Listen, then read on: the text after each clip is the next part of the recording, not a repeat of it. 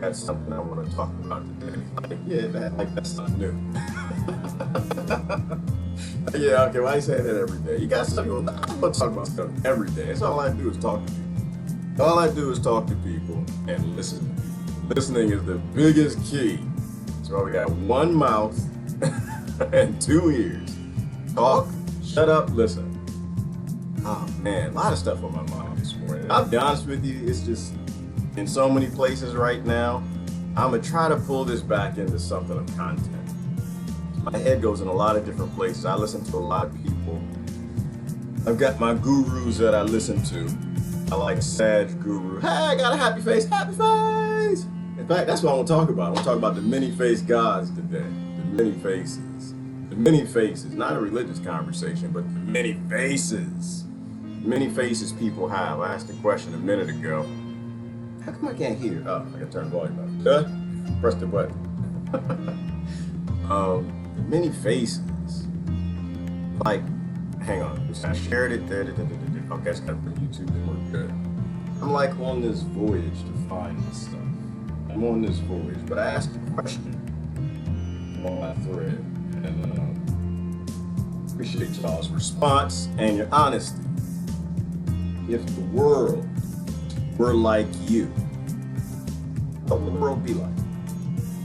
Answer too quick. I know, because as soon as you ask me, you ask me like, yeah, the world would be awesome. Everybody gardening, growing tomatoes and vegetables everywhere. People eat, people happy, nobody starving. But stop and process it. Like really think about the question. Think about the question. If everybody were you, not with your face, not with your face. That's why it's on the topic of the many-faced God. If everybody were like you, what would the world be like? I don't want to say too much. I want to give people a chance to try to get in. I'm trying to have a conversation on that realm, on that basis. What would the world be like if everybody were like you? Relatively. They had your patriotism in their country. They had a religion like yours in their country. They had your face, your belief system, but they lived down the street. They lived in a trailer park. They lived in a ghetto. They lived in a rich neighborhood, wherever. What is your life's mission? Who are you? Are you living your mission? Living somebody else's mission? Well, what would the world be like if everybody were like you, right? Because I think that's the basis and foundation in telling other people what to do. And that's the basis of what seems to run the world, politics, and telling your neighbors how they're supposed to be. Good morning, everybody. I'm bringing YouTube comments. How's everybody doing? It's doing good. Because I think this is how we save the world. Save the world in our own mirrors. If we come up with like a standard model, a standard model of respecting everybody, respecting whatever mission they have. Some people on missions for gods and other people on missions for aliens, different things, I don't know. Other people on missions for nations and missions for their leaders. And what would it be like? Good morning, everybody. Good morning. I think everybody here, we get a head count. Get a head count, everybody's here. Sarah says she follows Jesus. Who is Jesus? And why do you follow Jesus? I grew up in the church. I know what you're saying, but think about it for a little bit. Like, what would the world be like if everybody followed the Jesus that we were given at birth? What would the world be like? What would the world be like if everybody were Christian in the modern sense? Would the world change at all if everybody had your philosophy? If everybody had your mannerisms? If everybody believed what you believe, what would the world be like? I think there's one God, actually. I just think there are many faces that people put on, many identities that they have. Like, I listen to Sag Guru. That's my guru. I appreciate what he has to say. And the reason why, like, I didn't even know why I listened to him. I listened to a bunch of different gurus. The only reason I listened to him, and don't get lost by the word guru, right? Jesus was a guru, right? It just means elder, right? It just means teacher. somebody that you listen to. Doesn't mean it's somebody you always agree with. Doesn't mean it's somebody you follow. It doesn't mean any of that. It just means that that person you recognize as someone who's wiser in an area than you are. Or you wish to know what that person knows. So I listen. And he explained why. Because I'm a little stubborn now. Okay, I'm not a little stubborn. I'm extremely stubborn. Don't get me in my stubborn spot. I'm extremely stubborn. But I can be wrong. And I know how to be wrong. And I know when to be wrong. Most times. What would the world be like if everybody were like you? But the reason that I listen to Saj Guru mostly right now is because the things he says, not the right word, fear isn't the right word. Core.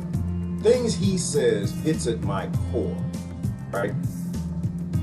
If you're gonna listen to someone and call them an elder, guru, whatever, somebody that you're teaching, it should be someone who says things that make you question yourself, right?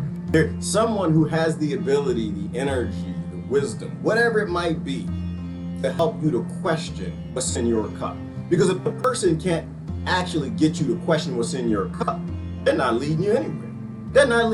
That person doesn't have the ability to guru you. That person has no ability to teach you. So that's why I listen to him, because the things he says are like depth. Like, example, what he said yesterday, I was listening. I listen to most of his talks and lectures. He said the world will be okay when we have 7 billion religions. 7 billion. We got 7 billion religions, and assuming it's 7 billion people, I know people question that. But that's when the world will be okay. When we have enough respect and love and respect for free will, which is what all the God said. Not the little G. Well, I know the little G God said, the big G God, that's not the point. But when we have enough respect for people, to let people be people, to let them be themselves, to let them find themselves. He was talking about belief. He said, that's our biggest problem. We can't separate belief from fact. And beliefs are for you. Facts, they're for inside of you. They're not for your external. They're for the person, right? Belief has no power anywhere in the world till you get in a group. And that hits to where my mind is at these days, right? Because once you have a group think. Belief has no power till you get other people to believe what you believe and to follow you and join in with you. And I just watched the people in groups talk about groupthink. And I'm just like, do you really know what groupthink is, right? It's taking a belief and making it a fact amongst people so you can deploy it in the world and force other people to take on your belief system. And I think there's nothing more evil. There's nothing more evil. Nothing more evil, perhaps, than groups. But what is your life's mission? I mean, this is my life's mission. My life's mission is to become whatever I'm supposed to become, right? Like, I don't know that we were sent here with a mission, but we have a self, and most of us have never discovered that self. And so I listen to people that get me to question the many faces that I put on throughout my life, right? The many faces that other people installed in me, that software, that programming, people who may have meant well, people who might have loved you, but people who didn't have respect for who you are at core self. And so I think if I have a mission, it's to be the person that I would appreciate everybody else being. Not forcing them to be that. Not getting the military together, group, get the religious books and change the scripture so everybody would be like that. But if you can replicate yourself, like if you can replicate a schema, that's the right word. I think that's my mission, is to fit a schema of what I think would make the world right, all the wrongs, right? Relatively. So that person can be in Iran or can be wherever. Not that I think nations exist. I don't think they exist. Not individually, not in bank accounts with banks. They exist in the minds of people. But if that person can live over there and if they mimic your schema, Don't kill. Don't murder. Don't rape. Don't force anybody. Don't. And I think I'm on the right path. Right? Becoming someone who can be replicated, or becoming a schema that can be replicated across the world. Like common core sovereignty and respect for each other, human life, ecosystem, etc. Thus, enters the word democracy. Oh. I hear that word and I kind of cringe. I kind of cringe a little bit because of things Plato said and how America's rolling out democracy. Rotherica is rolling out democracy. Democracy, all right. Sad said something that had me thinking too. Always has things that had me thinking. He said, do you want authority to be the truth, or do you want truth to be the authority? And there's only one way. Like, think about that, right? Because if authority is the truth, then democracy makes sense, right? Because the majority of people believe it and they say it's true, and everybody has to be like that, then they can levy the force and aggression and death and murder and destruction or whatever they want to do to make everybody else like that, because obviously what's popular has to be correct. And that's dangerous. It's highly dangerous to roll out mob rule around a planet where force, numbers, determines what's fact and what's false, what's true and what's false. And how dangerous is it? This is why I'm saying I'm asking that question. Like, if everybody were like you, what would the world be like? Would it change at all? If everybody were allegiant to a flag, if everybody were within a religion, had the same resolve you do, of if you got more people, then this is what we should model our land like, because we take what we think and we force it to be true, even though it may completely be false. And I have to answer the question honestly.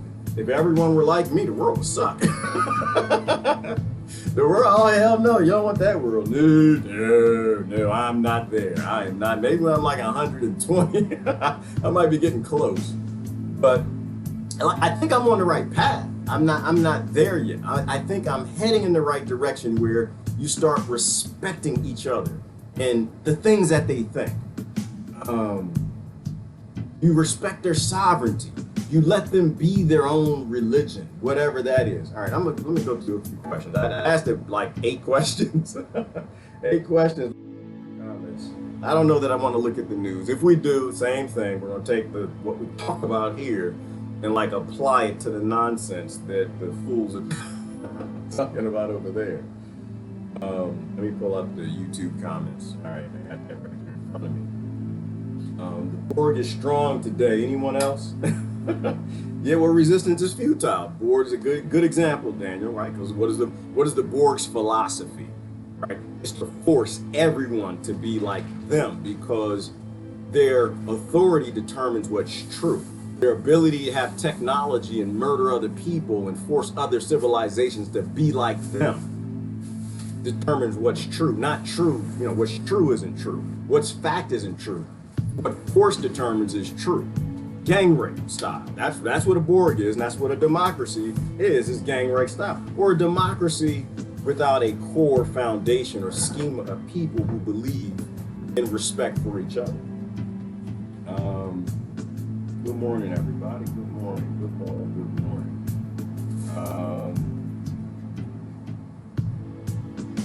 Yes, I am living my mission. Okay, Sarah, what is that mission? You might have said I'm going down in the comments now. Don't have just a minute. Okay, but Justin Prophet makes some comments.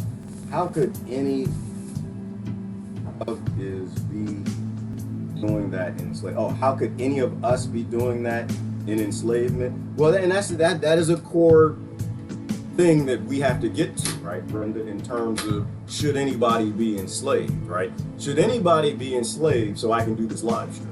Right? Should anybody be enslaved so I can have these multiple slave device technologies, right? Why am I better? Why am I so privileged I was born here that I get to have all of this? Why do I get to have a cup of coffee and I didn't even pick the beans? Why? I didn't grow the coffee. Why do I get to have this? Because I was born in this avatar in this country, right? So if I accept the gift that I was given, that billions others were denied, then it means that everyone else could be, if everyone's going to be like me, then it means that they'd be okay with enslavement. If I were born over there, I'd have to be fine with being a slave. But I'm not. I'm over here. This is what I'm saying in terms of a schema, something that works for everybody. And that's kind of the mission that I'm on. But yeah, people can't when they're enslaved, Brenda. And this is why it's on us. Well, I feel it's on me. I'm not going to say it's on anybody else. It's on me. I was born with all this privilege. What am I going to do with it? Am I going to look out for 7 billion cousins around this planet? Or am I going to take on one of the many faces and go out to fight for something I call a God? And this is not, again, it's not a religion thing. Just open-minded kind of thinking. Okay, Sarah follows Jesus. Tell us more about that. Now, is it Jesus Christ Jesus? Or is it, because now Jesus was documented in 8,000 different Bibles, right? They all say something a little different, even the Dead Sea Scrolls and Jesus studied a lot of things we don't understand, right? He went to India, he studied the Mahabharata and the Sanskrit text. So there are a lot of things that, see, you know what, and I'm with you, like, I believe in the core things that Christ taught, but I also know that man is a crafty bastard. And I know that he's changed a lot of scriptures and he's modified things and his perception tends to get in things. I believe the core things that he taught, but I won't say that I follow Jesus now that I know that man has been altering what Christ said and what Christ did. I mean, it was hundreds of years before they even wrote anything down. That we know of. So the core, yes, core message, I totally believe. Respect each other, love each other, feed the hookers, feed the thieves, take care of people's needs, don't tell them what to do, let them have free will, and just love them. Core, I believe in the core. But so follow is an interesting word. I'll come back to that. Can we really save the world, or do we just ride the train wreck off the rails? Well, Justin, I think that depends on your mission, right? What you think your mission is. Is your mission just to ride the train and, heading toward, how's that saying go? We're riding the train and it's full of gasoline. It's a gasoline train. We're heading to a station and it's on fire, right? We're heading to the gasoline, we got a train full of gasoline. We're heading to the station and the station's on fire. Do we tell anybody? Or do we just ride the train? It is our goal to try to I think my goal is to do what I can to make the world a better place before I transform energy and go to that other dimension or realm or whatever it's called. But I can only do that through myself, right? I can't do that through somebody else. I can't force anybody to be like me. And I don't want to force anybody to be like me. But I can become that schema that fits around the world in the many different phases, right? From Africa to Australia to Europe to America to UK to South America, wherever somebody's born, if I fit that schema up to me, which is what a Christ-like model was, leave everybody alone, love everybody, see to everybody's needs, don't be a consumer, stop chasing wealth, don't have a bank account, don't be concerned with making money. See, this is the thing, when you start talking about the core of what Jesus actually believed, it gets a little choppy because we like to empty our cups to fill it up with something good and create a good schema. But there are a lot of things that we don't want to release. We always try to empty the cup and leave a few drops. Leave a few drops in there, So yeah, I don't think that we just I don't think that we wreck necessarily. I think we're here evolving. We're here changing. We're trying to become better. So I think the train hits bumps and people fall off, pole flips, comet hits, human race gets knocked back to a couple thousand people. But it's not a crash at the end of the station. So I think while you're here, you kind of fit this whole biological thing, whatever, you're in the world, but you're not of the world. You're in the world, you're in this biological meat suit, and you try to do the things that are right through example, not through force. That's what I'm saying. Good morning, Tanisha Brownie.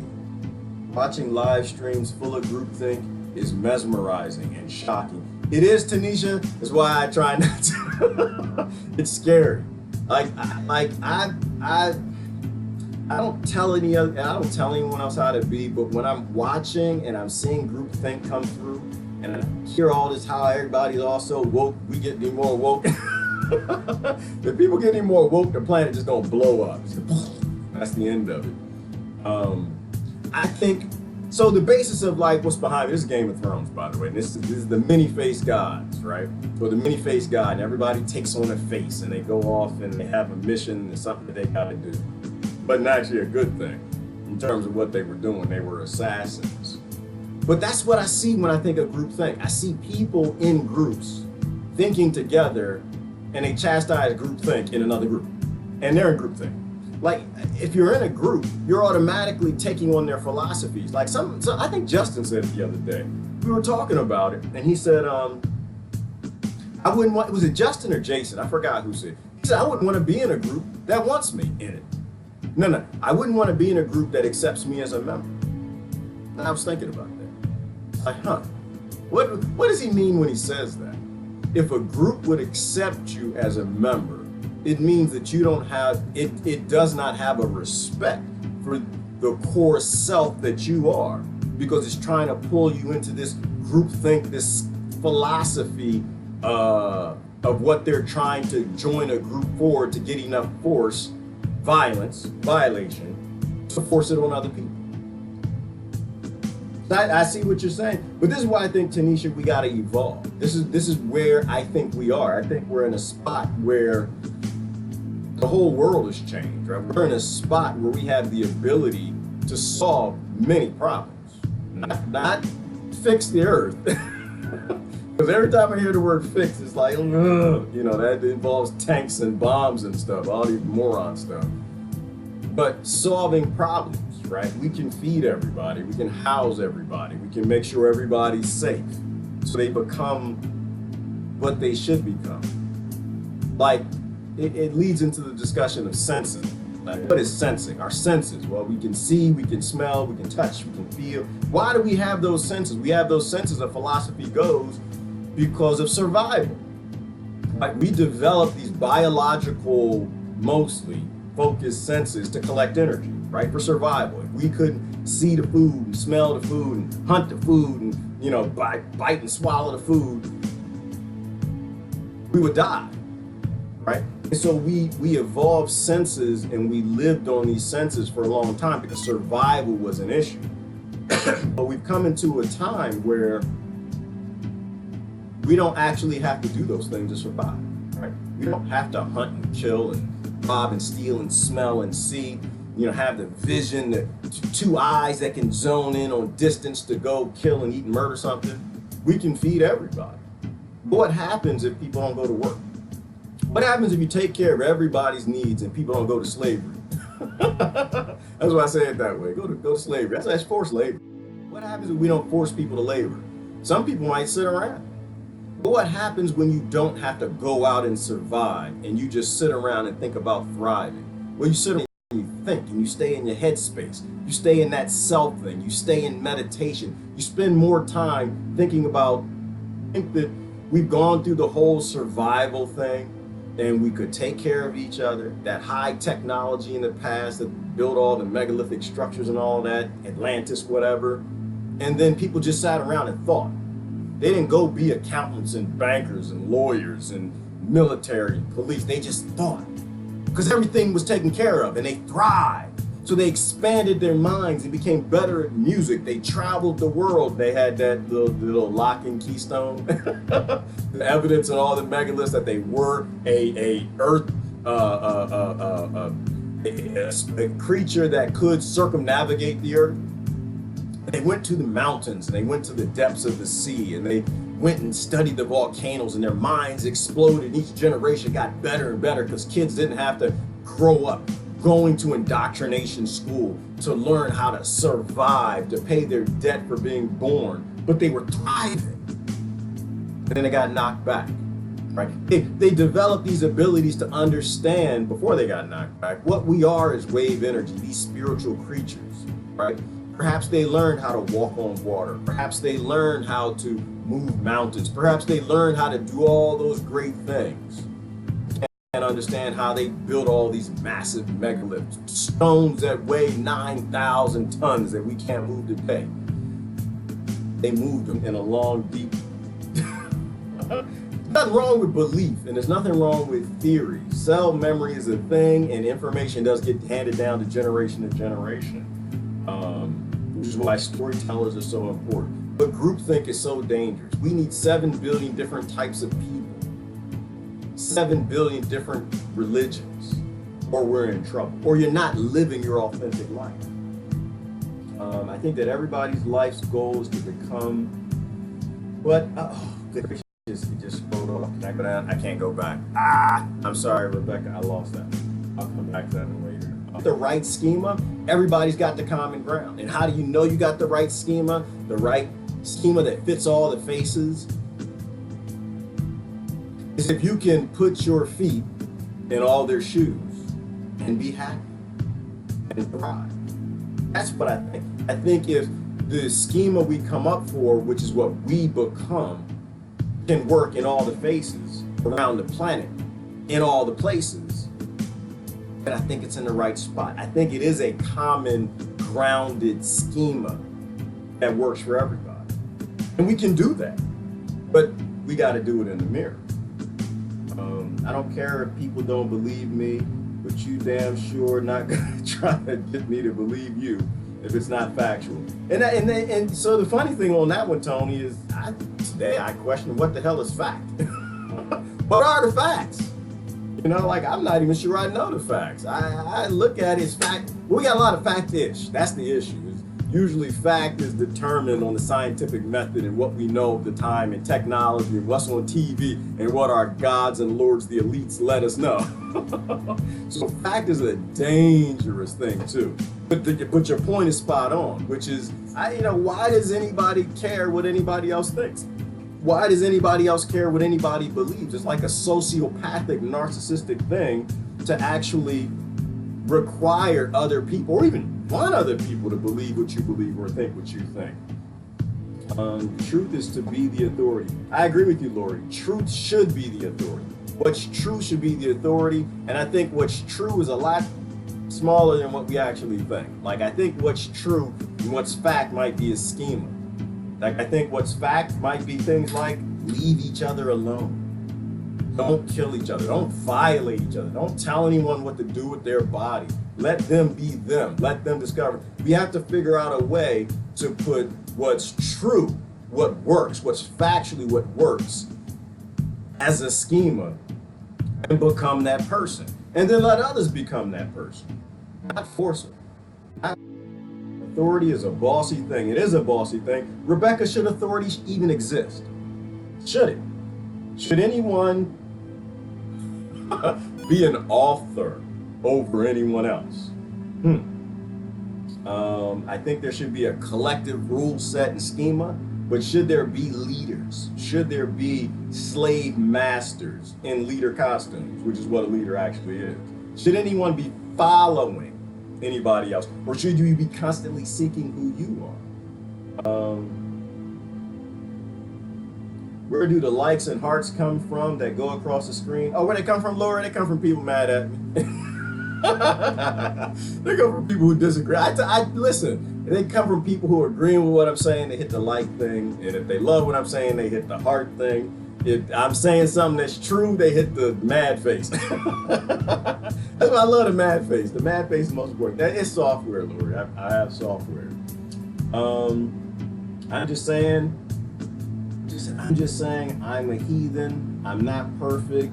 Don't get it twisted. I smoke drugs and drink and fight a monkey on his back with heroin every day. But I get up and I try to love myself and love everybody else. It's hard. No one is perfect. The path is hard, but we can do it together. Self-discovery is a lonely journey. But there's nothing wrong with outside support. See, and it's interesting, and I love what you said there, Justin. Let me tell you from my perspective what I think. I think you're perfect. I think you're perfect. I think you are who you need to be right now in your space based on where you are, what you had to deal with. You should smoke all them drugs, do everything that you're doing from my perspective. Right? The only imperfect one that I ever see is me. Everybody else is on their own journey. I'm on mine, and I can't judge you for yours, so I can't say anything about what you're doing is bad. Now, well, think about that. If you're hurting other people, if you're violating, if there's violence within what you're doing, then that's an issue, right? But if you are peacefully in your own space trying to figure you out and you're doing your hunter-gatherer, whatever you're doing, then I should be completely okay with where you are. And I am okay with where you are. I'm only worried about me. I don't have time for the dust in your eye. Damn it, I got logs in mine. Justin, I got issues I got to deal with. I have things that I need to fix. I need to get inside the schema which is attached to myself, not the faces that I've been given since I was born, not what everybody else made me. So I have to work on me. The left is the Borg. I agree with you, Lori. The left is absolutely the Borg. And so is the right. And so is the center. And so is the top. And so is the bottom. They're all the Borg. They're all using a rule of violence to force other people to become them. They are all correct. They know enough to force other people to be like them. They know enough to violate the self of everybody else. They all know enough, the left, the right, the top, the bottom, the center, to violate free will in other people. And they're willing to murder nations to do it. They're willing to genocide children to do it. That's Borg. They're all Borg. All the philosophies that you will deploy on other people by force, by politics, that's Borg mentality. That's that sociopathic, I'm right. And this is why I'm saying we need a systemic paradigm shift in our behavior and how we think. That's what I'm saying. We are enslaved to natural law, absolutely. Well, you know what, Lori? We're enslaved, or we're always enslaved to something. We're enslaved to gravity, absolutely. I'm just going down the comments. I try to read a comment from everybody. I try to get I don't get everybody's comment, but if I haven't said it, don't ever get upset if I don't read your comment. My goal is to get through as many as I can. I caught you almost on time today. Good morning. Oh, okay, Eileen. Yeah, I'm like I said, I'm trying to get. I got to get on the schedule. Like I said, I got a lot of things on me that I'm working on. I try to get on the schedule. But once again, Eileen, we all got slavery to do. I got my slavery to do. And that sometimes that it's conducive to what I'm doing here. Sometimes it's not. Gods from Outer Space, a very good read. Okay, thank you, Brother Daniel. We should do like a book club type thing. People read books and we come back and we process and analyze what we read. Books from philosophers, right? Philosophy. That's what we need. We need more philosophy, but we can't have more philosophy because we got people going to work to be accountants. Shouldn't be doing that. We got people going to work to do things. We have minimal efficiencies. We are probably the most wasteful species in the galaxy. We waste so many human resources doing useless tasks to try to survive in a day where we have the technology where we don't have to waste those human resources. That's why I don't believe in slavery work. I don't believe in forced labor. I think everybody should be free humanity, where you can sit and think about the efficiencies. Think about discovering the things that we forgot. This is why work is a bad idea. Careers are bad ideas. Anything that you're forcing people to do to survive in a time they can thrive is a stupid project. It's dumb. Speaking of dumb, I got another dumb thing for you. I was thinking about universal health care. I was processing because I'm not a proponent of that. I don't like the political names and schemes and faces that they put on this nonsense. But I believe in don't let anybody die. Always take care of people, everybody. Doesn't matter who they are. Don't ask who they are. It's unimportant. That's why I hate the news. Why? Because they like to put identity out there. Today I ran. Today in Yemen. Today, and I don't care where it is. I don't care who did it. I want to know, was it wrong? We need to go to blank to do murder. Then no, that's a bad idea. It doesn't really matter who it is. Identity screws us up. But I was thinking about universal health care. I was just like, wait a minute, let me process this. I try to think about things from a root cause perspective as much as possible, otherwise you never get any real solutions. I'm thinking, so we have a disease apocalypse that's happening all around this country and it's spreading to the rest of the world. and we want more health care. And I'm just thinking, well, wait a minute, but that's not actually the problem. The problem isn't that people can't afford health care. That's never the problem. The problem is people are sick, and why are they sick? Because they're being poisoned by their government. We shouldn't be asking for free health care. We should be asking for heads, right? Government politicians in bed with industries from chemical to pharmaceutical to war to water to everything else that they're doing is poisoning people. And this is where all the diseases are coming from. That's the reason why healthcare is expensive. Healthcare is expensive because we don't know anything about health. We're not trying to heal anyone. They made the deals. They took the bribes, and those industries are poisoning all the people. And now the people want health care when they really should be asking for heads. That's how you solve the problem. Otherwise, they keep doing the wrong. All right, I didn't want to go off in that direction. But this is on topic. What is your mission in life? Is your mission in life universal health care? Or is your mission in life to fix the problem? Is your mission in life to bring about a condition of health in your country or your land? I don't like countries. I don't believe in nations and countries. Is your mission to bring about health? Well, damn it, if your mission is to bring about health, your task is not universal health care. Right? Your task isn't to make a sustainable model of poisoning people and keeping the laws and regulations in place that don't work. The relationships between politicians and industries and lobbies that's killing everybody, and then give them more drugs. That's not health. It's damn sure ain't healthcare. That's what I'm saying. Think about things from what is the actual problem, not what do the people who cause the problem give me as the solution. All right. Schema sounds like somebody rubbing his hands together with a smirk on his face, scheming dastardly deals. Well, yeah, and that's where scheme came from. Yeah, schema and scheme, Rebecca. That is. But when we talk about schema, we're talking about like a model, core principles that the religions failed at. Right? The core principles of don't kill, don't murder, don't steal. Before everybody in religion went off voting and supporting projects to kill, steal, and murder. Right? So a schema, a basis that allows some sort of democracy above that to succeed. Like, I'm not against democracy. My issue is that we don't have the core foundation of a schema of what's acceptable and what's not, then democracy will always do what's not, right? The rule of force and the numbers will always end up just with gang rape and mob rule. You know, like cores. Above that, from a practical perspective, you know, I can see where people decide how to facilitate the human resources. Above that, you can have some safer group. I hate the word voting. Safer group. How do we facilitate all of our resources to create a rocket ship, to get the space, to get something, to do something? Like, there is some colluding at that level that needs to occur, but it can't be based in deleting the core values. Like, we have this Constitution and Bill of Rights. Which one of the Bill of Rights does the government respect right now? Any of them? Somebody tell me which one. This is why Deb got me to stop voting. She said, which one do they, well, she didn't say which one. She said, they don't respect my rights. Why would I vote for them? They literally hate women. Literally. They hate poor people. They let them die and throw them in prison. They're constantly coming up with new schemes and models to hate more people, to take more rights, and people are cheering for it. Did you see what happened yesterday? Trump did an executive order to take property of people who did, and they say, of course, it's fighting the pedophiles. I don't know why y'all believe that. I love y'all to death, but I don't know why y'all believe the government that has a model of pedophilia and killing children cares anything about pedophilia. They don't.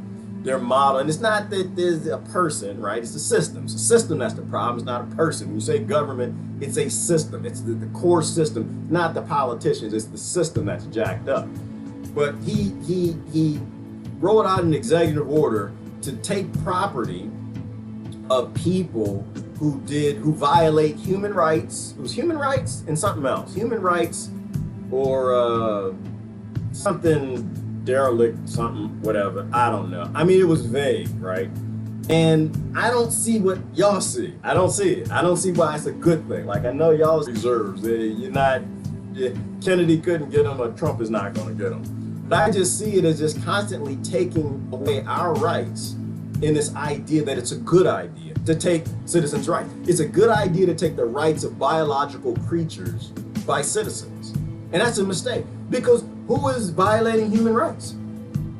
First of all, like the Patriot Act, they can use that in any way they want against the citizens. They can take these vague descriptions and now they can steal your property. They can take your gold, they can take your guns, they can take your bunker, they can take anything that you have. They can take your car, they can own it, just saying that you're violating human rights or you don't fit the categories of what we need. So now everything you own belongs to us. And it's just like people who still believe in this system, they believe in Trump, they don't understand that it's just the same thing Obama did, right? They're taking rights, the same thing Clinton did, under this guise of it's helping. And that's why you gotta have like a core scheme of it's a human right, you can't have it, right? If it's not yours, you didn't build it, you didn't make it, then no, you can't take it. Because now I know you're excited about this law that Trump's in office. What's gonna happen when, after he gets his 8 years, because he is gonna get reelected, he is gonna get his 8 years, what's gonna happen when they put the other side in and they come for your property? You're not gonna like it then. And then you're gonna be with us saying, anti-system, rage against the machine, fight the power, not join the power and help fix the machine, you know? But these violations, consistent and constant, because people believe, right? They put on that face, they put on a Trump face, they put on the Obama face, they put on the left face or the right face. And when they're wrong, they still say they're right. Like there's no way that law, to me, is gonna work out good for us. Is survival without living, without purpose? I would say, Susan, that nobody should be surviving. I would say that, I mean, we've technologically advanced to a point where nobody should be surviving. I think living and surviving are completely opposites. They're completely opposite. If you're trying to survive, you're not living. You're damn sure you ain't thriving. Nobody on this planet should be trying to survive. None of our cousins anywhere should be going to work to survive, right? No woman should be walking 2 miles a day to get water to just freaking survive. That's stupid. You know how many cars in the United States of America that are just rusted sitting on the side and nobody's driving? You know, there's no reason to survive. When we get to conditions like this, it means that a psychopath is running everything, right? So I think the word survive should exist if we've already evolved past a time where we have the technology where nobody should be surviving, right? They just give us that fear, right? We have systemic models that put fear in babies so they'll grow up and become survivors, and we need to stop being survivors. Tranquility, natural landscape, including woodland presence of rivers, streams, lakes, and seabirds and other wildlife, wide open space, clear open night sky, with or without moon, beach is a unique location. Isn't that beautiful? Like, did y'all hear what Tanisha just said? You know how beautiful that is? Like, think about nature and beauty. Think about who you would become if you didn't have to get dressed every morning, drink coffee, to go sit around a bunch of people you don't know and do things you don't want to do. But you could just sit back and enjoy nature. And you knew that these robots are growing your food and they're providing water and they're doing it for your neighbors too. So now you don't have to hate your neighbors because your neighbors don't hate you and they're not envious of you. Anybody can have anything they want. We evolve and we become beautiful, beautiful creatures when we aren't in survival mode. But this system has become so adept at putting babies in survival mode that they're doing more and more heinous things to survive, and it's getting worse. The system is genius of making survivors, giving people fear of dying so they'll go off and do what big corporations want them to do. They'll join a left or a right or groups or nations or allegiances to flags. Do you know how crazy this allegiance to flag thing is? Like, I was thinking about this the other day. Do you know how insane it is to raise a child to tell them to be allegiant to a flag? And not even question who carries the flag. You know how, and it's not evil, that's no wrong. I mean, it's indoctrination, right? It's indoctrination. You would give it a golden calf. You would give it something to worship. that you would say that you need to be allegiant to this thing no matter what it does, that you need to have group think. You don't need to have individual think. You should never question the flag. You should never question who carries that flag. You put it on your face, because I don't love you enough to trust you in whatever you are.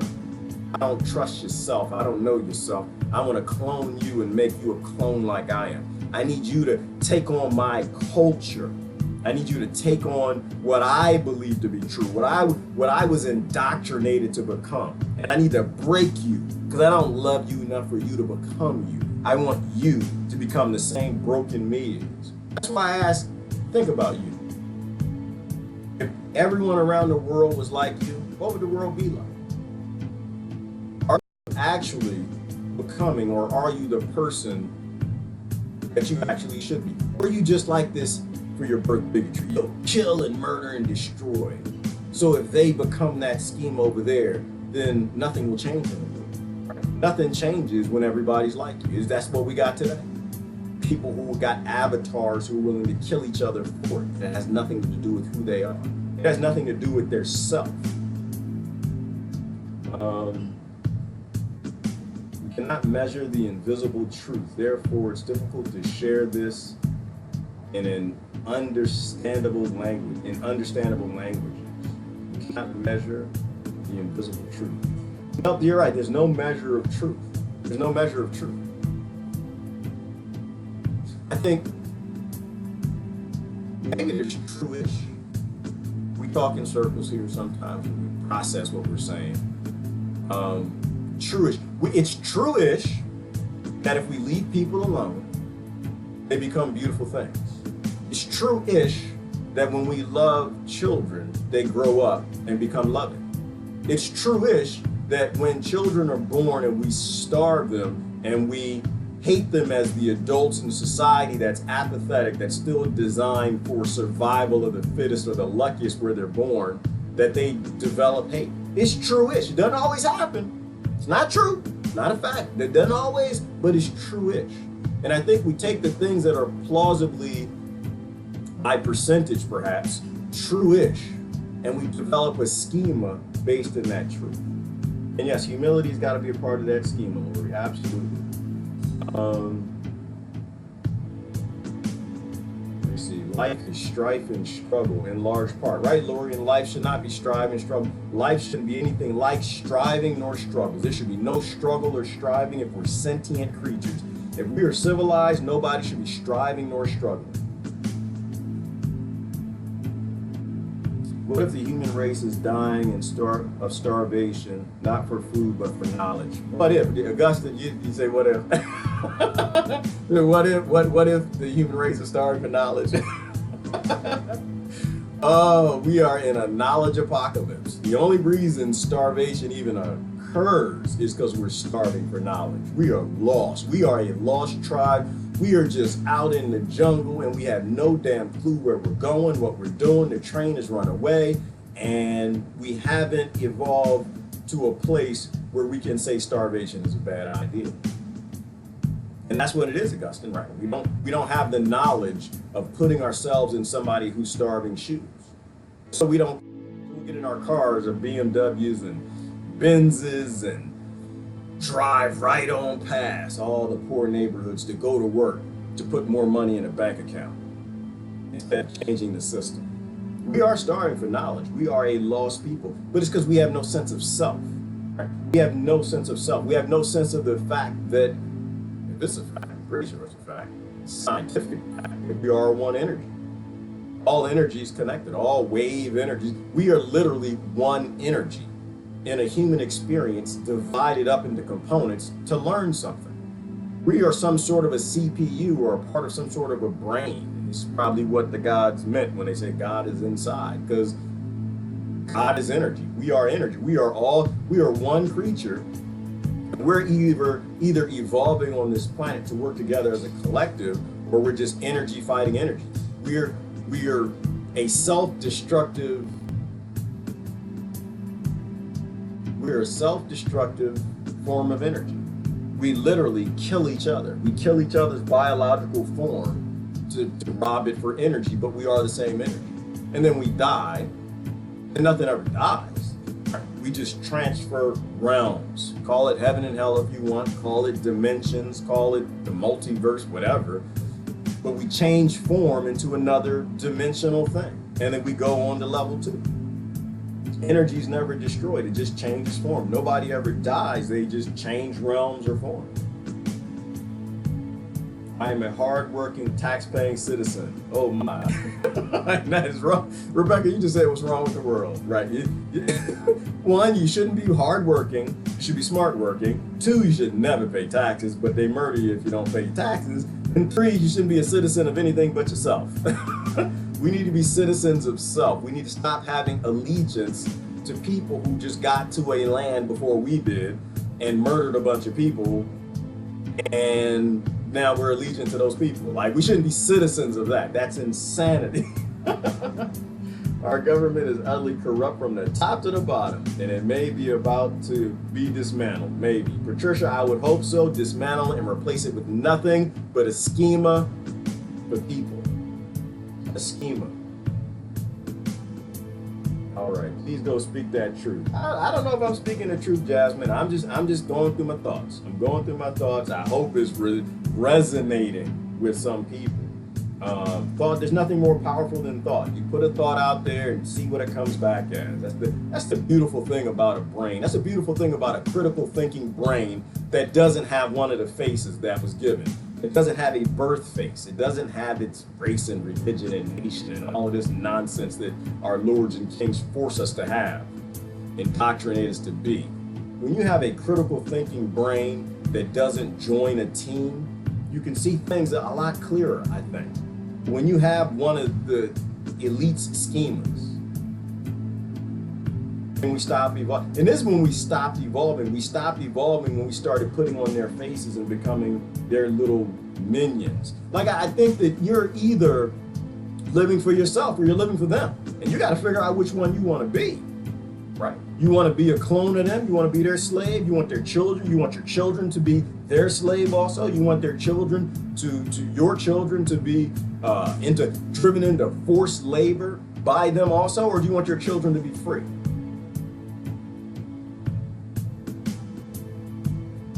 Human rights. We have rights. Lord, like, we have rights? No, we don't, Lord. We have no rights. No rights. Not in America, Lord. You in America? You ain't got no rights. No. You have a right to be a forced labor slave until the Rothschilds are done with your nation. Then you have a right to be poor when they're done looting the country, because people are still allegiant to a flag that they carry. You have no rights in America. Literally every nation I've gone to outside of here, they had rights. Everybody got rights. Everybody just dancing. They got their rights in the air. I'm spilling coffee. They just dancing with their rights, and I feel so free when I leave the country. And I come back here, it's like a slave labor camp. And this is why maybe the passport thing is so hard to get. Maybe that's why, they keep people so starving and surviving. They don't want them to leave the country to see that people live free around the world. They don't want Americans getting any ideas. They would need a allegiance to the flag and celebrating the 4th of July and their independence from 1776. They don't want to fight for no independence today. Boy, goodness gracious, no. That's not what they want. Hurting people, and nobody should hurt people, Lori, ever. That's a violation in every way, whether it's with a sphincter or a vaccine. Same damn thing. You have no rights to anybody else's body. Human rights, never heard of. Yeah. These are Americans talking. We got UK and other places, they got some rights, but not in America. Not if you're paying attention. Oh no. They're taking rights every day. Like I said, like Trump's the executive order. Like, it's for us. No, it's not for us. And at the Obama time, everybody with Obama, NDAA is for us. And during Bush's time, the Patriot Act is for us. It's going to help us. It's never for, the kings don't do things for us. All right. They do things to control us only. That's it. But they get people believing. Like I said, they put those faces on. Human rights, we came into being here, so we have the right to just be. And that's it, Susan, that's it. You have the right to just be. And you only get that right if you respect that right in others. If everybody had that schema, the right to just be, and they respected that right in everybody else, one, the world wouldn't be this way. But two, the schema would work. the schema would work of you living your life and you letting other people be. See, if we all adopted the schema of what Susan just said of just be and let others be, who would vote? Who would join a group? Who would have to join a group because others join a group? Who would try to force something on somebody else? Who would actually think they're right about what somebody else should do in their being? Nobody. That's why it's the solution. That's why I say, and a lot of my friends say it here, is that our solutions are easy. Literally, the solutions are easy. Have respect for others the same way you have respect for yourself. Maybe push it to having more respect for others being. And then there are no groups. And if there are no groups, there's no groupthink. If there's no groupthink, the planet evolves. We become a collective. We begin to help each other. We begin to discover ourselves, and by discovering ourselves and all that free time we got, we discover everybody else. We discover we're the same energy. You can't outsource your sovereignty under the guise of saving yourself because no one else is going to save you. And at all, you can't outsource it. You cannot outsource it, and damn sure don't outsource control of other people. Please, thank you both. Trump's a time traveler. He will be re-elected with him being our last president. Daniel, I believe anything. You know me, I believe anything. Anything that we seem to think, we manifest, and that's possible. Do we discover time travel in the future? Of course we do. There's no question about it, because everything we thought about, we've created. So of course we do. And when we discover it in the future, if we are not in a schema of respecting being, we're going to come back and change things. So if Trump is a time traveler, or Obama, or anybody else, whatever, it means we never evolved. It means we're the same stupid suckers in the future when we develop time travel as we are now. And it sounds crazy, but if y'all pay attention to Einstein, you pay attention to Tesla and what they said, that once you discover gravity, anti-gravity, it's directly related to time. And so once you discover gravity, it's just a formula to do time travel. So there's no real question. We will discover it in the future. And if we are psychopathic bastards, then like we are now, thinking we can control women's bodies, control non-Christians' bodies, control other nations that aren't America, then yeah, we're going to come back and violate back here and keep modifying things. I hope Trump is not a time traveler, because now, based on your philosophy, what Daniel said, if he is, we're in big trouble. It means we never evolved. It means we are the same psychopathic, genocidal, violating bastards in the future as we are today, which means we don't make it. Because do you think those psychopathic bastards that we are today coming back today will be doing it for the good of humanity? For the good of sovereignty and the respect of people? No. They'll be doing it to violate. They got more they need to violate. Well, you know what? I'll say this, Daniel, on that theory, there might be one scenario where that fits. It could be that we discovered being in the future. We discovered that time travel. Say we developed that schema and we developed time travel, and we're coming back because we're trying to evolve us faster because of something that happens in the future. Now, that's possible. Could be an asteroid that hits in the future. I don't want to go too far down that theory, but anything's possible. It could be that we're coming back and we're trying to evolve our technology. We're trying to evolve our sociology and psychology into understanding being and sovereignty and base core rights and ending conflict and violence sooner, so we can become a collective. Like, we've stalled evolution for at least a couple thousand years playing economic system, playing currency, creating slave labor plantations called nations to force people to not find themselves so they can be a part of billionaires' self. So the billionaires can have their self, so you can just work for them. So maybe we are coming. So maybe somebody's coming back. I'm scratching my head because you can say they said Trump. Oh no, you know, okay. And they said Obama. Oh no. Hey, anything's possible. I hope so. I hope you're right. That's why I say every time I'm a skeptic and I see what people did. I hope you're right. I do. I really hope you're right. They grab him by the coochie. I don't know. I don't think that exists in the future. All right, let me keep going. That's what I'm saying. And laugh through it. See, this is how I think you get along with people. And this is why I have friends that are on all these different groups and sides and things. One, I'm trying to pull them out. But two, I don't disrespect people. I don't disrespect people. That's what I'm saying. I'm trying to become the schema that I think other people should consider being. And I might get some of it right. I'm not going to get all of it right. So I'm like 120, so don't be me.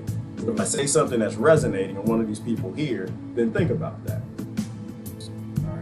Still learning. Yes, Lori, we're all still learning. We are all still learning. Teresa posted the link. I can't click on it here, although that's a YouTube link. Those are pretty safe. Here's one. Okay, I can't click on that one either, Patricia. Our example speaks. Our words fall hollow mainly. Yes, no, our example speaks and our words fall hollow mainly, right? Nobody cares about what you say. Nobody cares. Nobody cares. I know people say a lot now. We're in like a say apocalypse. That's all people, they just saying. They just say and say. Just like I bet you the whole Democratic debate, which I didn't watch, and I ain't gonna watch the Republican either. Say. And people are like, yeah! Get the flag. Say. Did you hear what he said? Say. And I'm not on the say train. I'm not. Boy, they speaking. Boy, they just. I know they're speaking. Ain't they? Boy, them boys good at speaking. They out there on that stage where they speak.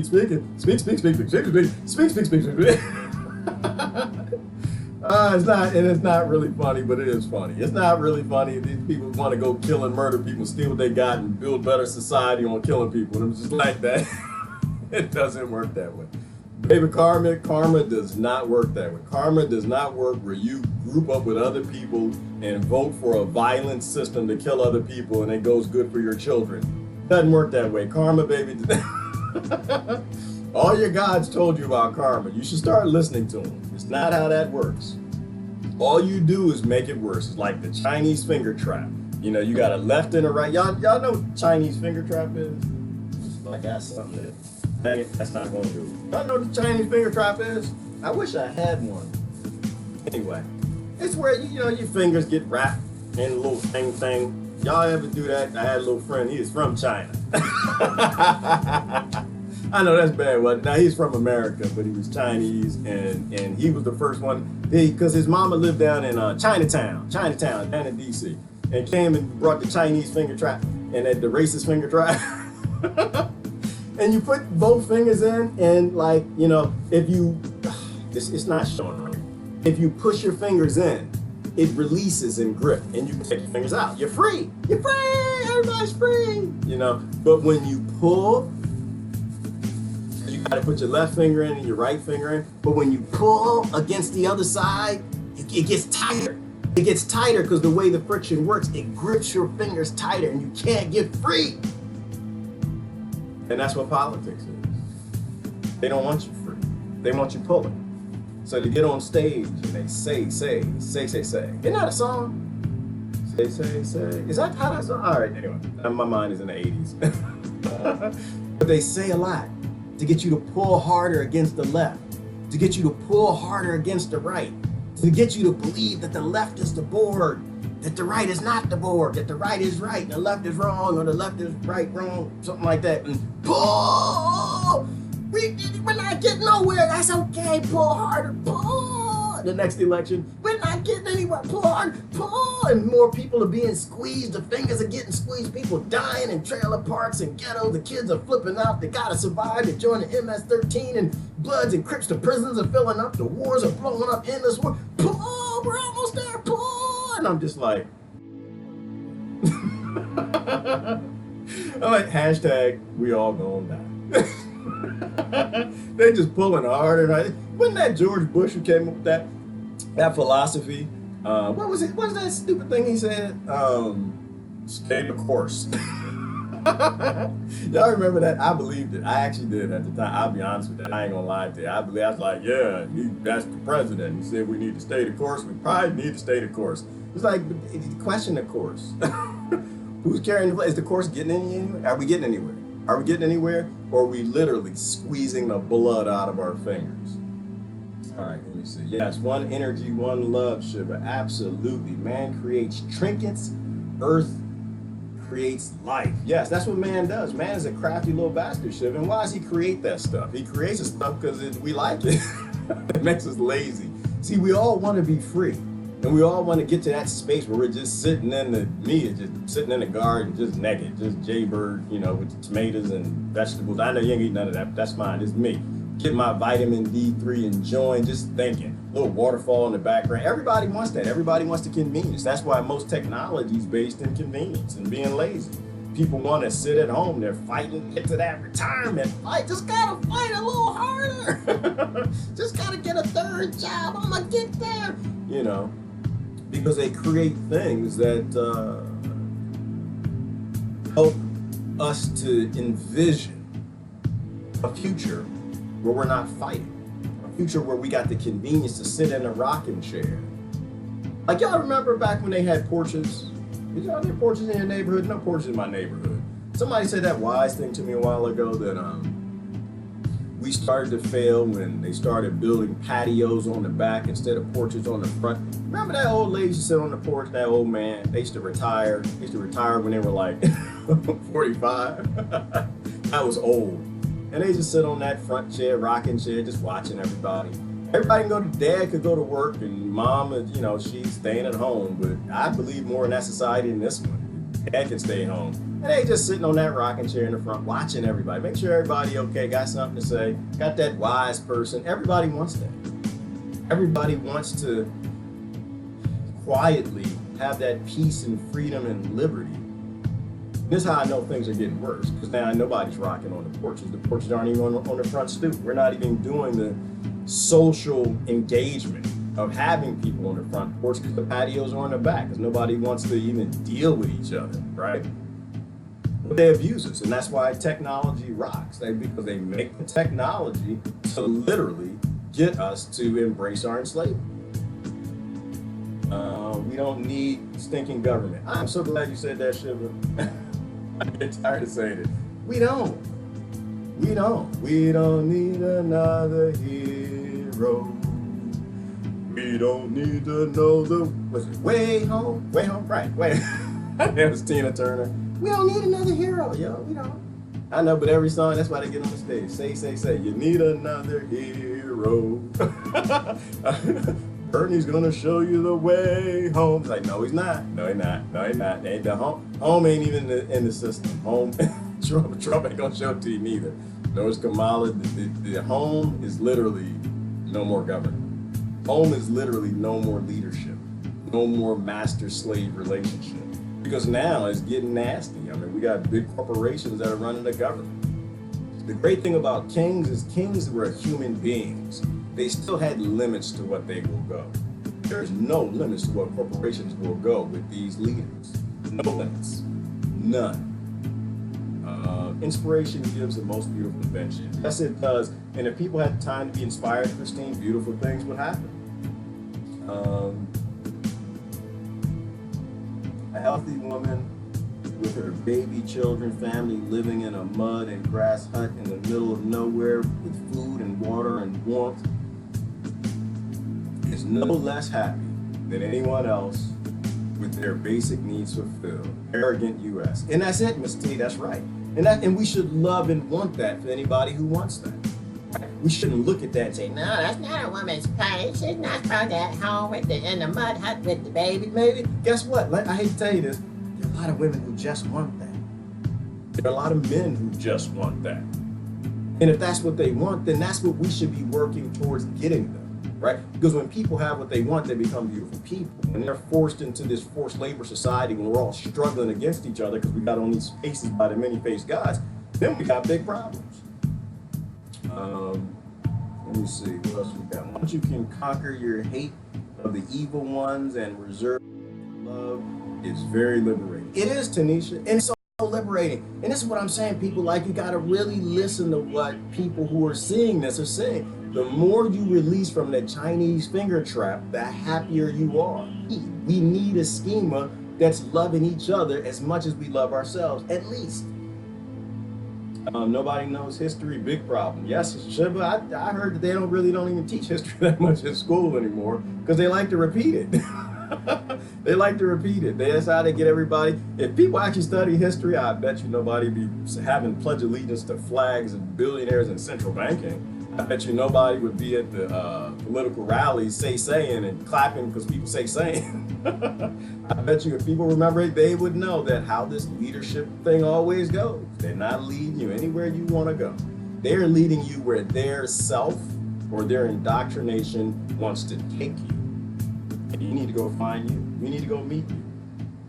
You is not in any of these faces that anybody gave you. Nobody knows you because you need to meet you. And so little of us know you. I don't know me. Some of y'all think you know yourself. I'm getting to see remnants of self. I'm getting to see the things that I would have become, the life I would have led if I weren't forced into this slave nation plantation thing for money.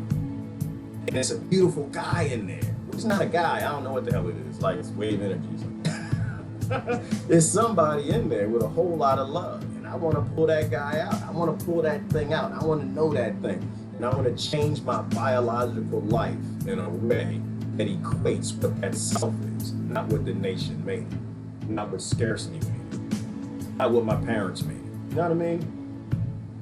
All right. Get down. Oh, shoot. Oh, both my see, he always causing trouble. He knows how to get my attention. Damn it, why'd he say K-Pax? Anytime you say K-Pax, if you haven't watched K-Pax, people, you need to watch K-Pax. I know it's Kevin Spacey. He's a pedophile. Shut up, your whole government's pedophile. They literally murder children so we can do live streams and drink coffee. So no, don't worry about Kevin Spacey. If it's true, it's true. Ignore the source. If it's true, it's true. Get the truth from it and ignore the source. That movie was spot on. I think somebody had a dream. Anyway, time travel will only happen when we break our addiction to the physical reality, a la K-Pax. Contact. Ooh, Contact was another good one people should watch. Well, yeah, both are. Mostly true. I mostly agree. Time travel might be a gift, though. Like I said, play this nation nonsense. And we'll get away with it. We'll play this whole choose your face and fight other people for where they were born, even though we've never even seen their face. We keep playing this game. What would happen, Beaufort, if a little kid in Yemen discovers time travel? I hope that happens. I do. I do. I know. I do. Sometimes I hope for her demise. Because sometimes, you know what? It's like as a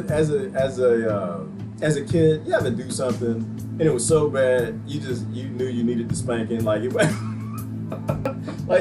oh Lord, you done did something and it was so bad that you feel bad about it and you're like, you know what, I'm gonna go get this spanking because I need it. I know I was wrong. I was bad. No, I ain't giving y'all no examples. I didn't already give y'all 2 examples in my life. Like, this is a spanking I need. I need to go and get this spanking because I'm going to turn into a rotten bastard if I don't. The U.S. needs a spanking. I'm sorry, Britain needs a spanking. All right, like, if a kid in Yemen discovers time travel, oh my goodness.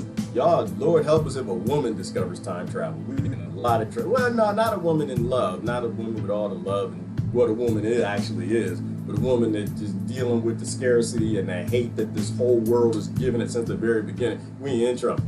Can you imagine what would happen, Beaufort, if one of the most abused people groups on this planet discovered time travel? Man, we not even gonna know what's up, down, left, right. They can just keep going back, changing. You ain't gonna fight that.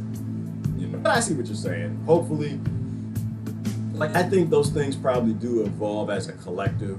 When we're not worried about surviving, we're not becoming psychopaths because we have a system that's starving certain people who were born in unlucky spots. Together, like I think that's how this thing works. I think this whole world thing is like, we're here to learn to become a collective. And we all got little pieces and parts of the puzzle. And when we're all living in love and like real freedom and peace and joy, not worried about bombers flying overhead dropping bombs and somebody selling weapons to our neighbor that wants to kill us or something stupid like that the Pentagon is always involved in. Everyone gets parts and pieces of the story. Like the Edgar Caseys, the Nikola Teslas, the Einsteins, those just savants. They got little pieces of the story, little pieces of the direction we're supposed to go.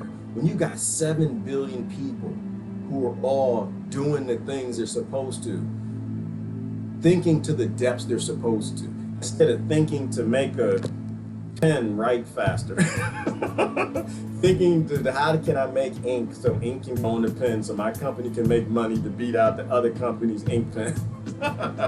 When we actually do things that matter, I think we're going to go to beautiful places. Beautiful places. And if not, I'm fine with that too. I'm good to go no matter either way. I'm living the life I think I'm supposed to, and I'm shifting and changing every day best I can. I'm trying to die daily to the fool I was yesterday. I listen to more and more people. I listen to gurus and elders who scare me about me, right? They're helping me to change me. They're helping me to see the uglies that I have, that so I can evolve to become something better. So I am doing that.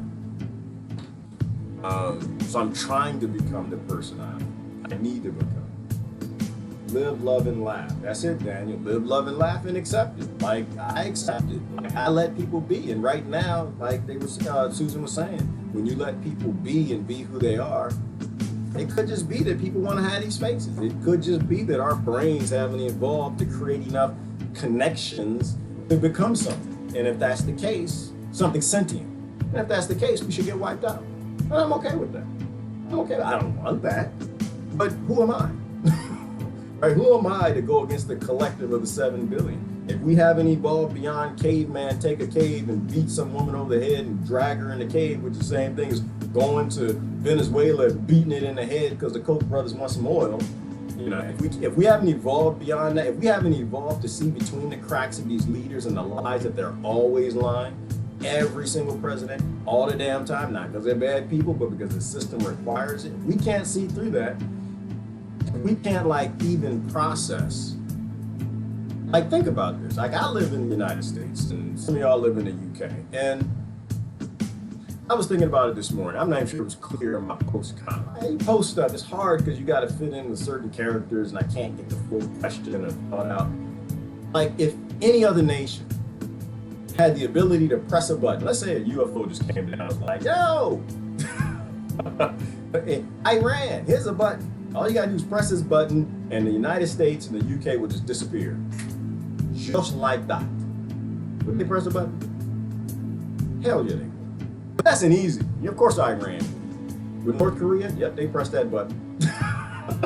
And they can have a vote. Like, I'm not saying the leaders, I'm saying everybody. Everybody can get together and say, do we want America to disappear with the UK and Israel? Do we want them to just disappear? You might even put Germany and a few of the other Western nations involved in all the war and colonization, debt colonization, putting on the faces and killing people because of the Rothschild billionaire faces that they put on. They would. But you can pick like neutral nation. You can pick a, I don't know, who have we not been messing with? Antarctica, get the penguins together. Do y'all want them to disappear? Yeah, we want you to disappear. Why? Well, we're destroying the world. We are destroying, we're not helping anybody. We're not sending democracy to people. We're literally destroying the world. If I were in another country, I'd vote the same way. I'd want, make those countries disappear. Not that they're bad people, but they don't have control of their nation, and their nation is literally bringing about the end of the world. And if they can't control their nation, then we're gonna have to. Press that button. If you live in a nation and you can't evolve it into not destroying the ecosystem planet that we all gotta live on, if you can't evolve it to not destroy Eden, if you can't ever do any of the things that it says your God's told you to do, and God we trust right on the money, you can't be here, right? We need to create a neighborhood, right? How do you create a neighborhood? By being neighborly. You don't invade your neighbor's house. You don't go and steal his wife or steal his oil. You don't go blow up his house and build a new house where he is. You're not developing a neighborhood that way. You can't develop a world to be peaceful and friendly and doing anything that Christ thing taught you, because most people here say that's what they are, by blowing neighbors up. right? You do that by being neighborly. You develop a neighbor that is in a hood. When that many people hate you around the world, that's how you know you need to change. That's how you know when your politicians get on stage, all they're doing is say. I think that's how it goes. That's how you know you need to change. That's why we all need to look inside. Because you're not going to get it on TV, and this ain't going to last for too long. They're going to shut all of this internet thing down. They ain't had enough of it. They haven't had enough. You're asking people to find themselves in their core. And Rebecca said, don't pay taxes. You think they're going to let this stand? Not when it gets traction. When this gets traction, when discovering yourself and not being a sellout actually gets traction, not put on one of the billionaires' face to go out and fight one of the groups, one of the cattle names that they gave you, your race, religion, the way they made cows into livestock, humans. When they shut this thing down, you're going to have to understand what sovereignty is. You're going to have to understand what self is. You're going to have to understand what critical thought is. You're going to have to do it for yourself. You have to spread that locally if you can by being yourself. But keeping up this internet thing, human beings talking about being free, oh no, that's not going to, they're not going to let this last. All right, let's get down. I didn't even look at the news. We didn't even look at the news. See how you can live life and not even look at the news and just be happy. Because the news is always lying about something else. But we could look at it if you want from a what is your life's mission perspective. And I bet if you look at the news, we can go through the headlines, and all you'll see is mission. I'm gonna do it. Just as an example. Somebody's trying to get you on a mission for a fuck. A fuggle is a fake struggle. Somebody wants you to go do something. You watch the news, it's not going to say, find yourself, be yourself, learn yourself, don't pay your taxes, you shouldn't go to work, you should love your neighbors, feed the kids, feed the children, feed the homeless, they take care of you. It's not, the news doesn't do that. That's not how it works, baby. The news does not do that. The news does not want you to be yourself. It wants you to be a Trump clone. They want you to be an Obama clone. They want you to be a left clone. They want you to be a right. It needs you to be an American moron. It needs you to be a Britain moron. It needs you to put on one of those faces, not be yourself, because it doesn't respect you, and they don't respect you. They don't respect you from the fact that they don't even ask you. You want to be you, or you want to be a many-faced God? Nope, you got to be you got to be one of the faces. Otherwise, they throw you in prison or shoot you. That's how it works. Let me see. What we got in the news? Let me see. Please don't let this description, don't let my mouth get me in trouble. My mouth always gets me in trouble. But I bet you we can look at the news and we'll just see mission. They're trying to get you to do something or believe something. That's what we got at the top. Nice or attractive, what makes me a better mate? Yeah, they're trying to get you to get married. They want you to get married. Why did they get you married? Because married people got to pay more taxes. That's why they have more war. Oh yeah, Ross Perot died. How Ross Perot was proven right. That actually is good, but they're trying to get you on a mission too. See, Ross Perot, as good as he was, smart as he was, he still was a billionaire, and he believed in the system. He believed in the monetary system, but I'm sure that it made sense at the time based on the understanding of what they know, what he did. And once again, getting you on a mission. Even though he was a great brother, and he believed the things of his day. Don't hate people. Don't be upset with people and have issue with people because they process what they knew of the time. He was very wise for his time, but we progressed further. We need to get further away from this government thing. That's Deutsche Bank stuff again. Once again, all the bank stuff is bad. That's always a mission. Banks shouldn't even exist. Mission. Hang on. What is this? Acosta now. I'm not sure what that is. Unlawful for Trump to block Twitter's trolls, appeals court. Unlawful for Trump to block Twitter's trolls. Mission, right? Because they want you pro-Trump, so stop the trolls from trolling them, take away more of our rights and stop them from doing what they want on their own private platform. And then the other side, we're trolling them and it's working. We got to keep fighting. We can keep pulling your finger, it's almost free. Breakthrough breast cancer detection. All right, well, to me, that's a mission. Why? Because they need you to fight cancer, and you don't need to fight cancer. What we say about healthcare? Like, if you live in a nation where the government's literally getting paid by industry lobbyists to poison the people, you don't need healthcare. You don't need to fight cancer. You need to call for heads, right? Cancer shouldn't even exist. Most cases of cancer, they're environmental. And doctors don't even disagree with that anymore, just like autism. All the plagues of the time, including Alzheimer's, they say it's all environmental. And who controls the environment? Your government. And what do? They let people spray things, put things in the water, spray things on your food, and so cancer's everywhere. Mission, mission, mission, mission, mission. We gotta keep fighting cancer. It's a billion-dollar industry. We need to keep fighting it. You don't need to fight it. You need to be honest about it. You need to be honest about where it comes from. You need open source. You need no secrets. We need to know everything all the pharmaceutical industry knows and all the governments know about all the plagues of our day, so we can actually make good decisions about who's making the decisions. And if they know how to cure these things, in which Pfizer just caught hiding the Alzheimer's thing, the AIDS thing, they've had the vaccines and people saying cured that a long time ago, killed Dr. Sebi. Come on, stop. Mission, mission, mission, mission, mission. A couple more we got here. In question, big names. What is this? Big names drop as Epstein sex scandal grows. Mission. We gotta stop Epstein. We gotta stop the pedophiles while we bomb children. We gotta spend the money that we bomb children at weddings and hospitals and starving 100,000 children in Yemen to stop pedophiles. Mission, mission, mission, mission, mission, mission, mission. Getting you on these side effect missions where it changes nothing. Absolutely nothing, because you can't look down to the core of what's wrong. Any others we want to do? All I see are missions. Opting out of apps doesn't protect privacy. Ben Swan. Opting out of apps doesn't protect privacy.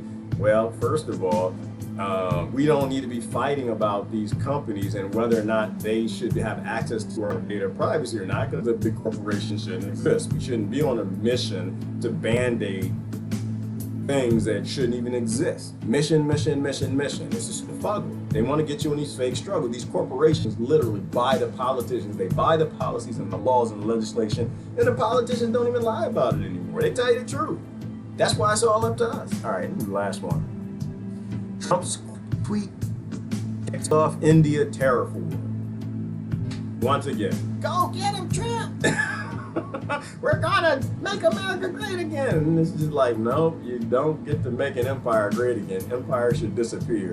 And the other side, oh, we gotta stop him. He's gonna put tariffs on India. And it's like, India actually don't really, the Indians need to be free. And first of all, India shouldn't even exist to begin with. All right, number one, India shouldn't even exist. How many people live there? Like 1 billion people? You know how bad it is in America? You got one person. You got, well, let's say 5,000 people writing the laws for 240 million people. This is why everybody's so depressed. This is why antidepressants are the #1 drugs in the nation. They got 5,000 kings telling everybody what to do, writing laws, and we had over 500,000 laws. So India shouldn't even exist. But once again, it's all missions.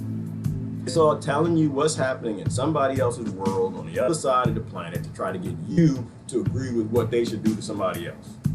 Stupid. Stupid. You need to think about what you need to do in your life. You need to focus on you. You need to find your core and yourself. We got core work to do here this week. Those are our problems. But all of this stuff is missions, and that's what the news is. You gotta watch it because you have to know, what the fools are talking about. But the reality is we need to evolve. We need to evolve more than we need to solve. Until we evolve, we're not going to solve anything. There's no solving until we evolve. A core schema. All right, let me see. Confession of repentance. Here's the switch, mama. I'm not sure where we're going on that one, Rebecca. That was probably a few minutes back. But when I'm reading what your comment is, I'm just thinking about confession and repentance. Confession, confessing, and being honest with ourselves. Being honest with ourselves, we're not right. We're not right. We're not perfect. We've been living a sociopathic, narcissistic life because we were indoctrinated to. We've been joining groups, pretending groupthink didn't affect us, but we were in a group, so literally groupthink was us, which made the other group bigger. Repent for it. We're sorry. We destroyed the planet. We destroyed society. We starved a bunch of people. We stole everybody's rights. A lot of people died who didn't have to. Pfizer, we let a lot of people die in misery, didn't even know their family. We shouldn't have done that. AIDS, we let a lot of people die because we hated homosexuals because we didn't realize God made them too. And God didn't make junk.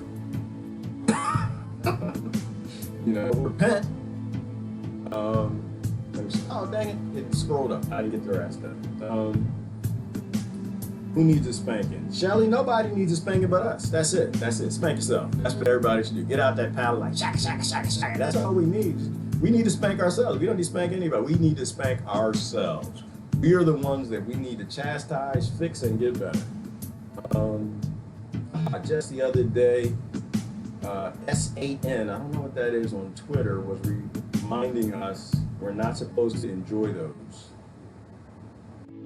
What SAN is, and I'm way back in comments, Patricia, so I'm not sure we're referring to them. See, history is written by the conquerors for sure. That's right, Miss T. History is written by the people who murder the most people. Those are really bad people to follow. I'm just gonna let you know that. History is written literally by the worst warlords that give the worst things to their soldiers, like entire towns of women to rape and destroy so the men fight harder. Like literally, that's who writes our history.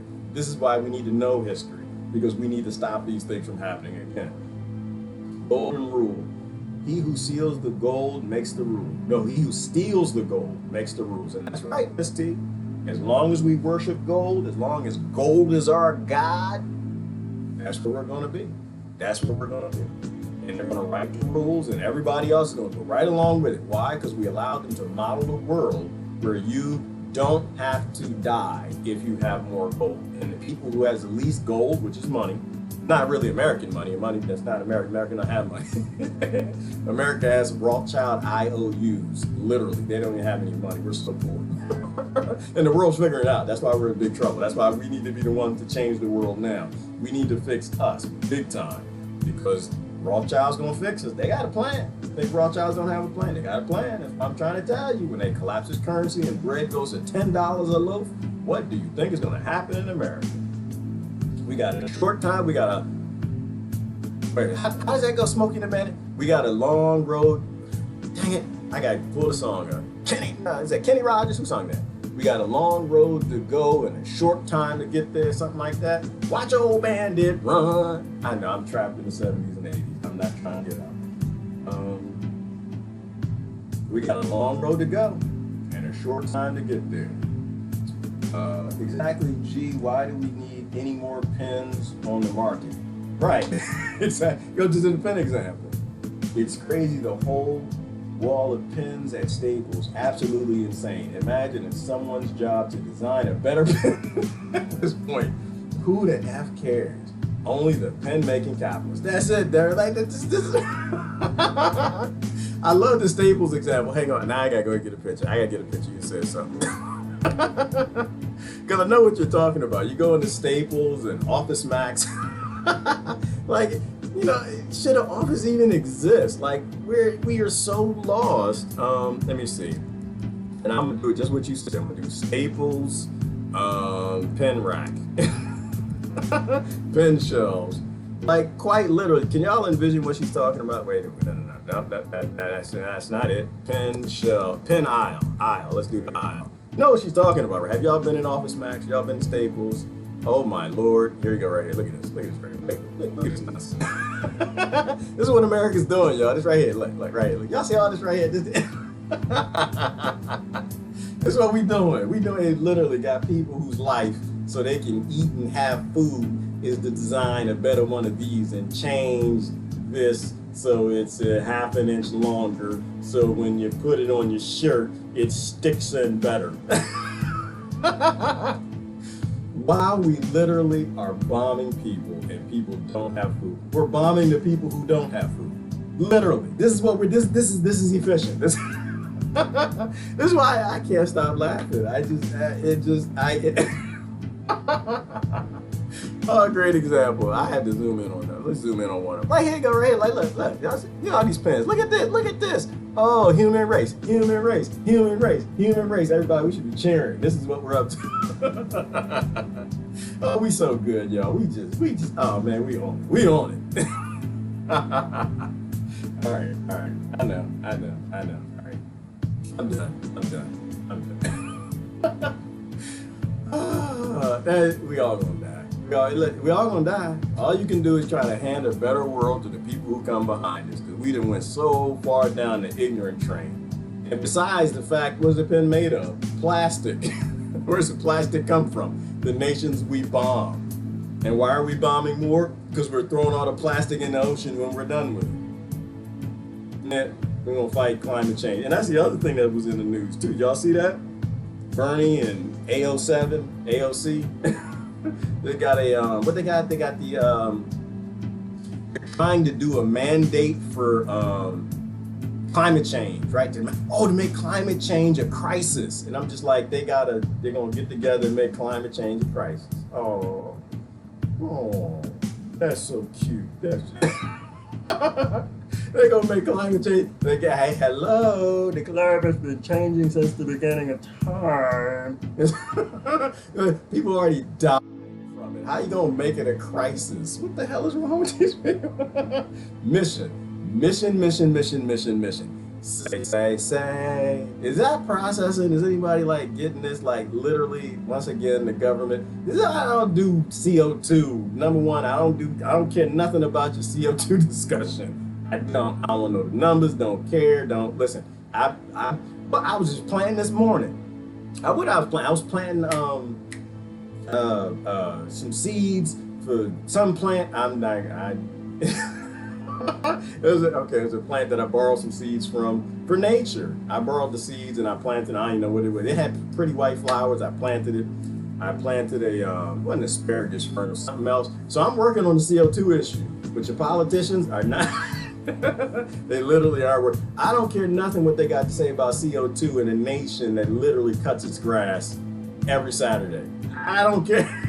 I really don't care about Bernie and AO7's climate crisis initiative. It's already an initiative. It's a crisis. They got people making pens all over the nation from the oil that they're fighting for the CO2, and they took the lobby money. Like, come on, man. Seriously? Really? Besides the fact that the patents, we always got to go back to the daggone energy patents anytime we want to talk about climate change. Did y'all release those patents yet? 5,000 patents, 5,000 energy patents that the engineers who worked on that stuff went down to Washington to get them to release the technology so you wouldn't have all the CO2 issues? Nothing. Crickets. And outside of the one, Rebecca got it first. I thought Christine was going to get it. Normally Christine gets it. It's geoengineering. Going out to geoengineering.org. You want to know if your government's fighting CO2 and climate change? It's a crisis. Look up the energy patents. It sounds crazy. I tell you, it sounds nuts. But you can't make this up. But this is the abilities of people who can give you faces. The many-faced little g gods that can give their country faces. Send off the humans to work to fight each other and struggle against each other to change their world. Is they can make climate changing geoengineering weapons and use them on their own populations. It's completely legal, 100%. Because when they signed the act, they only signed it and said that they won't use the weather weapons against other nations. But they can use it on their nation. Why? To scare the hell out of the people. So they'll work harder. That's all it is. To scare the hell out of people. Why do you think master whips people in front of like all the other slaves on the plantation? To scare the hell out of you, right? So you'll work harder. I bet you're gonna pick more cotton. You see they string up Lori right here and start beating her in front of everybody. Oh hell no! All that. They look. Oh. Like, oh Lord, goodness gracious, massive. Ooh, he getting on her today. What Lori say to him? Oh hell no, girl. Where my bag at? I'm gonna go to work right now and make some pens. What the hell?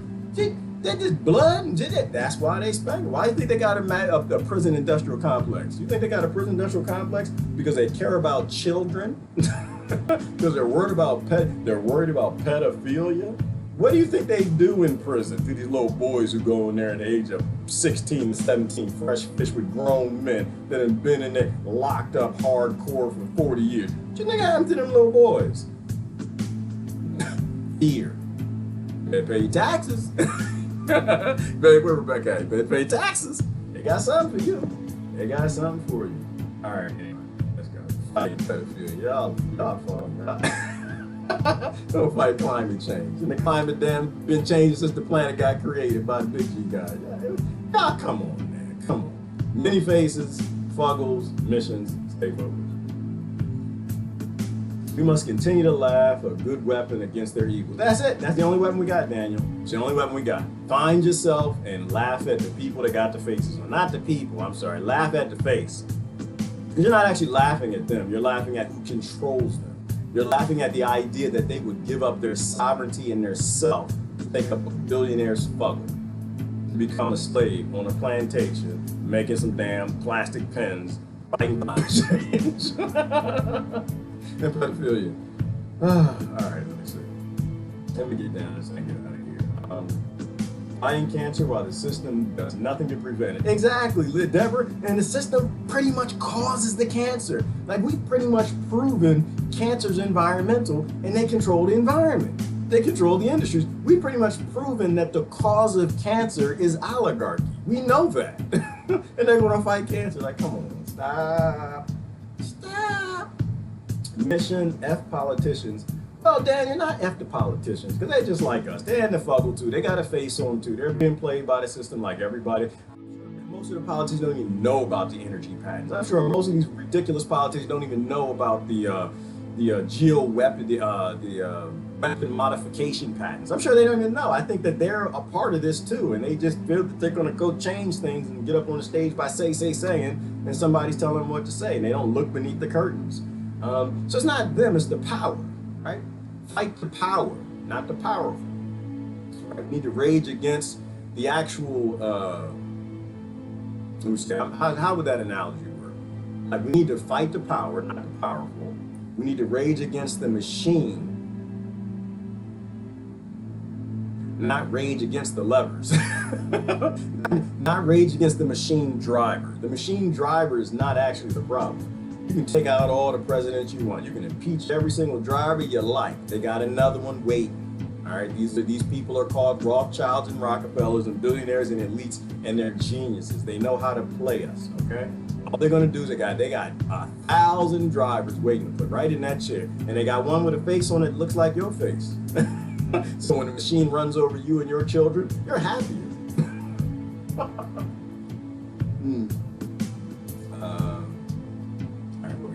So we get out of here. Let me go down, get down. I gotta go. Did I miss comments from anybody? What's that about? God our Father laughing at our plans? Yeah. Well, yeah, right, Brenda, isn't that what they say? God laughs. Like, you want to make God laugh, make a plan. I think God just overall looks at how things go. I don't think God is all that interested, the big G God, interested in like the ways of man and woman. I think it created the universe, and the little G gods now, they're concerned with the ways of man. They like to change things and modify things, but you can still make your plan. We're slaves to gravity, people. Slaves to gravity. We are not fighting big G gods. We literally got to fight gravity to get up in the morning and get to slavery work, right? Like, we're not, creatures, whatever them things are that came here a long time ago, call them aliens, crossing dimensions, people from future, I don't care what you call them, but they were not human from this time and place and dimension and planet. There is no such thing as like making plans and they control what happens completely above our ecosystem. They have the ability to do this. So back on the whole AO7 and Bernie thing, like, if they're gonna do a climate change crisis, they should have had a picture of UFO in the back, okay? They should have that daggone UFO that's flying around, people keep showing up in the news. Somebody's flying around the planet in an anti-gravity device that solved CO2. How come that's not their initiative? Who's flying that ship? Where is that ship from? And how do we make one? How do we get rid of all the nuclear power plants and the gasoline-driven cars? That's not going to be a part of their crisis for climate change. There's going to be part of the crisis, taxes for you.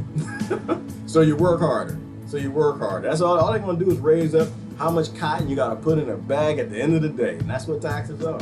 Scare you. They're going to whoop you on TV. That's all they're going to do.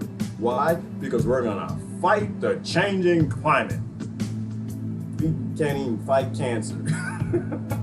We can't even fight the common cold. We're going to fight the changing climate. Come on, stop. All right. Let's get to the bottom so I can get out of here. Yeah, there you go. Got a long way to go and a short time to get there. Yeah, it's not from Snow. It's not from Smokey and the Bandit. Yes, it is. Don't be telling no lies on here, John. Yes, it is. We got a long way to go and a short time to get there. Watch old Bandit run. That's Smokey and the Bandit, man. All right. You never do anything to save your dog on souls. You never do anything to save your dog. Well, people don't want to save their souls. People just want to keep doing what the little G gods tell them. How y'all killing FB's new BS damn features? I'm dead. What you talking about? How y'all killing Facebook's new BS damn features? Okay, I don't even know what that is. Let me see. Pocket protectors, yep. Plastic Depot. Those smiles across the screen must be AI. They could be, Christine. I don't even know what it is. I like the animation. It's fun. I'm open to people, but we never know what's going on. We never know who's in control of any of that stuff. I don't trust the view counts. I don't trust the smiles, the angry stuff. I just enjoy the life. I'm just enjoying the living. Gold fame is a false idol. We were warned about false idols, and we give up the sovereignty daily for them. That's what we do, Susan. Our sovereignty for currency systems. We give up ourself for money, and we become the self they want us to. We put on the face of the pen-making plastic engineer. We put on the face of the oil engineer working on an oil derrick, working on one of those ships. You know? We put on all these fake faces so we can't live our own lives. And that's an idol. We idolize a dream that they give us. Miss T said, rage against the pen rack, right? Right? Seriously, rage against plastic. Don't fight to make more plastic. Don't keep making more plastic, building a bigger and bigger unsustainable society, and think that you're raging against anything. It's not a rage. It's literally doing the same thing. It's pulling against the finger trap to trap us in deeper. Money gives crises. Yes, it does, Christine, because the more money you make, the less someone else has, because they only print enough to make sure that people stay in conflict with each other. We got to stop believing in currency systems. The war of climate. Yeah, Beaufont, it's a war. It's a fuggle. Yeah, it's a fuggle. The planet doesn't care nothing about you're caring about climate change. That climate's going to change. Now, do we speed it up or do we slow it down? Are we making it worse? I honestly don't care. I really don't. I really don't. Not with some damn anti-gravity UFOs flying around. Not with maintaining laws to make everybody cut their grass every other day. And it's been raining like crazy here. No, don't care. I don't care nothing about that. We need to prepare for what's happening. That's what we need to do, because we don't even know who's doing it. We don't know if it's geoengineering. We don't know if it's the planet. We don't know if it is the petrofluid. We don't know. We know nothing. All we know is we're not preparing about it, because you got on that face, they got on that face, and you're involved in a fumble. You're on a mission to destroy the planet by trying to save the planet. Literally. Why are they still talking about it and not doing anything? Well, you know, Kim, they like to talk. It's like you missed the menu. I don't know if you were here earlier, Kim. Say. They would saying, and they don't. It's a sustainable say. Politicians need to speak, and they need something to speak about. They need to make it sustainable. So if they actually do something, if they actually fix anything, they have less to talk about, which is less reason for people to vote. And so we literally made a career out of not doing anything. And so the job is to not do anything. The job is to, it's like you at work, Kim. I mean, I don't know if you do it. I did it. Yeah, you gotta look busy. And the politicians, they gotta say. That's a sustainable retirement. Pretending to do all the things while doing absolutely nothing. That's just the business, is how it works. We're just a completely inefficient creature. We built societies based on waste of human resources. We need to free the human race. And we can do it, but we gotta start looking at self. We gotta stop. We gotta get off of the mission of the many faces that we've been given and get on the mission of finding who we are and why we're even here. That's what I do. I'd rather laugh and mock the rulers than the people falling for their perverted crap. Absolutely, Brenda. That's why you just laugh at it. And eventually they'll want to laugh too. They're going to get tired of that fuggle, Brenda. Just give them time. They're not stupid people. They're not stupid. The people who love Bernie aren't stupid people. The people who love AO7, they're not stupid people. I said that wrong, didn't I? The people who like Marianne, the Williamsons, and the Jeffersons, and the Spacely Sprockets, and the Trumps, they're not dumb people. They're smart people, but they're indoctrinated people. Some of us see the system and are seeing a little more the cogs in the matrix, glitches in the matrix, maybe before they are. But it doesn't mean we're smarter, doesn't mean we're better or anything. It just we see something that they don't see. And if they see that there's a reason for us to laugh at the system, they like to laugh too. People like to laugh. There's nothing more powerful than there's nothing more serious and pulling on that Chinese finger trap than for somebody to take it serious. And if you don't take it serious, they're gonna start wondering why they're pulling. And more people start wondering why they're pulling against a system that's constantly removing more rights, digging us in deeper, guaranteeing our children will be more and more slaves to a flag that we don't even own anymore, if we ever did. Handing the billionaires the world is a real bad idea. Just keep laughing.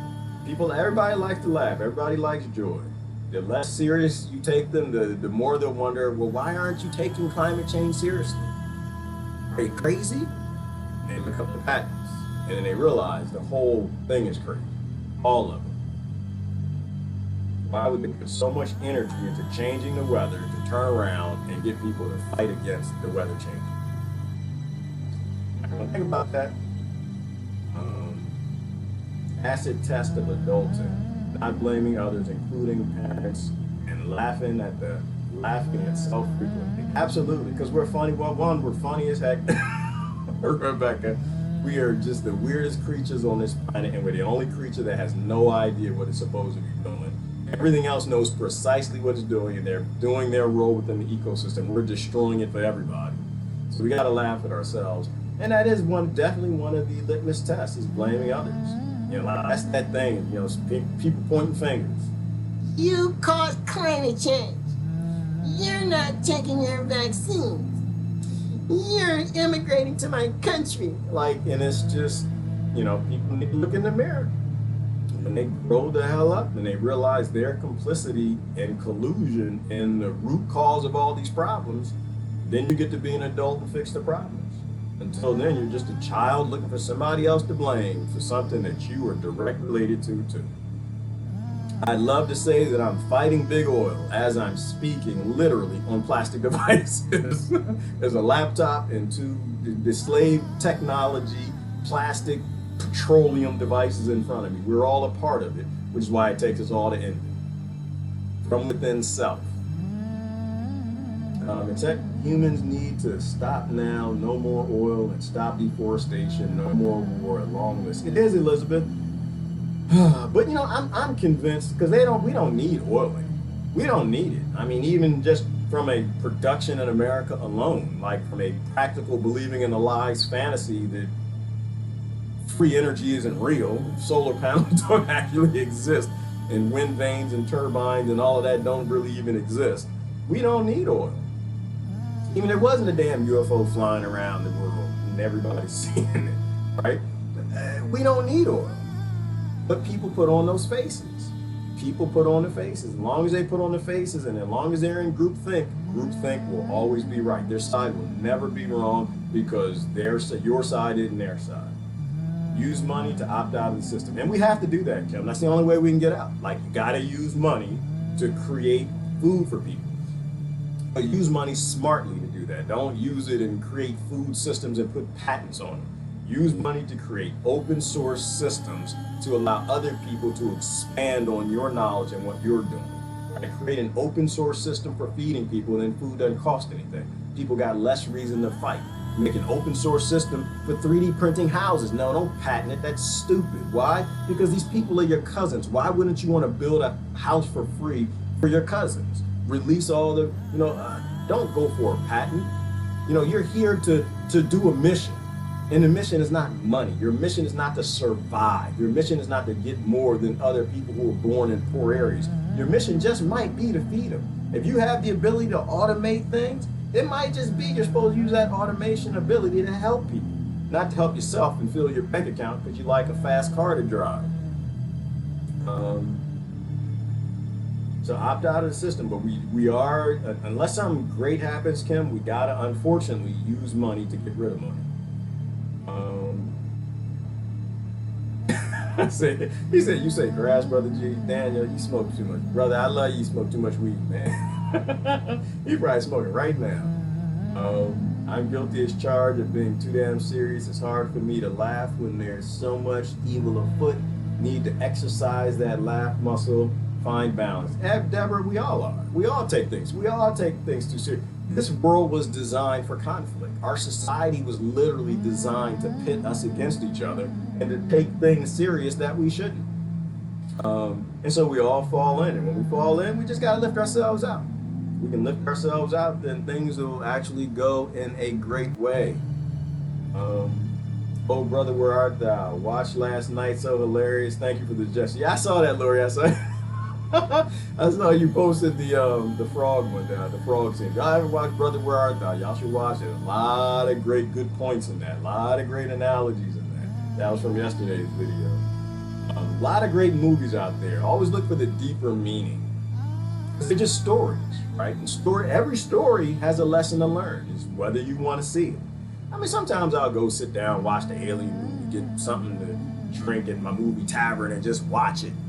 But there's always a deeper meaning. There's always a lesson to learn from all stories. That's the only reason we sat around the fires and told stories. That's all a movie is. You know, TV's a problem because we don't learn the lessons. Why is news a problem? Because we don't learn the lesson. We believe the mission. When you get off of their mission, get on your own mission and start watching these things with filtered eyes, doing litmus tests for what are they trying to get me to do versus what are they trying to do and what should I be doing, then it's not a problem. But that was a great movie. I'm glad you guys enjoyed it. Plant trees and fight climate change. That's it, Kim. I plant trees all day. I plant trees and basil and other things to eat. Working on making some fruit trees that are not 40 fruit, but something like that. I heard that well, obviously that they'll bloom at different times, and part of feeding people is making sure they have sustainable food, right?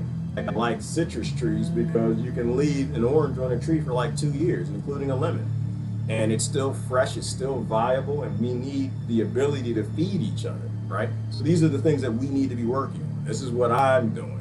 You know, my mission in life is completely changed. My mission used to be to make as much money as I could so I could buy a massive house. I don't care nothing about that anymore.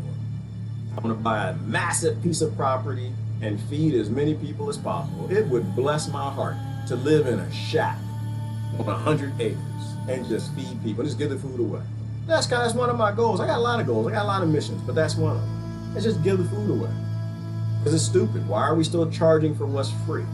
Food is free, and the people who are starving are our family. And if not us, who? If not now, when? And then it's to make a system and give it away for free. To have an open source, automated system for growing food. This is what we need to be doing. We don't need wealth. We don't need to be greedy bastards. Like, we don't need to mimic the billionaires who broke everything. If we are them, if we're still on their mission, collecting at our own little levels, doing what they're doing at the billionaire levels, how are we any better? What are we going to fix? Nothing. That's what I'm saying. If you could be replicated and if 7 billion people became you relatively to where they were born, if that world works, then you are who you should be. If you replicate yourself 7 billion times and people have your philosophies in the world as what people should be, what they should believe, who they should be, and who they should violate, and when and why, if that world doesn't work, if that world looks just like today, then you are a perfect copy of what the psychopaths who made this world. You're a perfect copy of them. You're just a little copy. You're a little mini-me. You're a little mini-path. You're not a big path, but you're a mini-path. You still believe in the same philosophies of conflict with each other instead of looking out for each other. And I think we have to move beyond that. We need to make a schema for who we need to be. And so until I am that person who I think everyone else should be, I don't tell anybody else how to be. I'm just trying to be that person. I try to love people more. I try to listen to people more, look out for everybody I can, and do what I can do while I'm in this little biological form playing monkey games. Playing 98% monkey on a planet with limited resources with an exploding population. Like, very few schemas will work in that setup. That's why I believe in sovereignty and anarchy. And that's why I push in that direction. We gotta go that way. Open source everything globally. Yes, Miss T, there should be no more secrets. I mean, people, y'all can have secrets in your own little house, in your own little private life. But now we have a world where one billionaire can end the world for everybody. There can't be any more secrets. One government can end it all for everybody. And they could do that 40 years ago. There can't be any more secrets with systems. We aren't systems. We're human beings. We're people. We need to survive in an ecosystem together. And the only way that happens is we become more tolerant for everybody else than what the system made them. And we become the change that we want to see in the world, right? That didn't mean go out and vote for the force and violence that you want to get rid of in the world, you know, getting more numbers than what the other side has. It meant you becoming the actual schema, the change that the world needs to become a better place. It's not being exactly what it is, us being mini-me's of billionaires while we chastise the billionaires, wanting to eat the rich because we want to be the rich, as opposed to getting rid of richness and develop richness for everybody.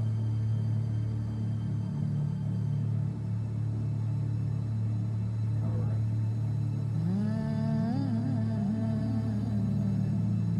Got it? We done? I can make recommendations, but I will not try to control others. That's all you can do, Kim. And I'll be honest with you, Kim. I'm even scared to recommend. I'm literally. I'll be honest with you guys a minute. I'm scared of everything that comes out of my mouth. I am, because I'm scared somebody might listen, and it might be the wrong thing.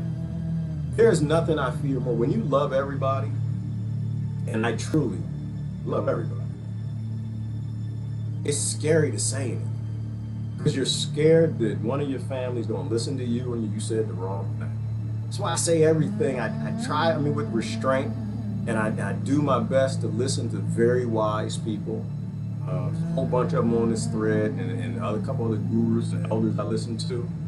Because if you say something and it destroys someone's life, or it just takes away their freedom, or it's the wrong thing, it's hard. It's hard to recommend. And that's why I like a small schema. Going back to what Susan said, right? A schema based in being and let other people be. If we can do that and we can do it good in our lives, this world's going to go an amazing place. An amazing place. We're going to get past technology, starvation, and survival, and we'll evolve to some sort of a sentient level where we actually become efficient about being wave energy in this silly little planet. Anyway, gotta get going. Y'all have a wonderful day. Stop being the many faces. You all serve the same God. When we all become the creature we're supposed to be, then we would have accomplished something. We'll be ready for the next level. Until then, we're trapped in this little ignorant place that we are. We shouldn't be. Sure, I gotta get going. Love y'all to death. I'm out of here. Bye-bye.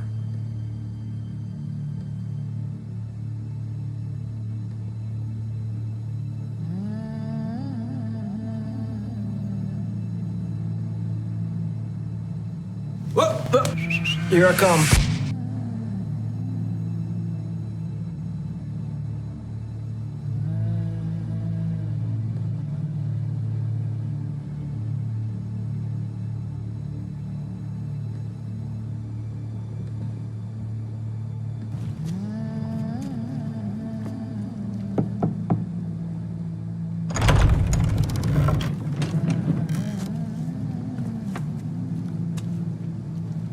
Hello.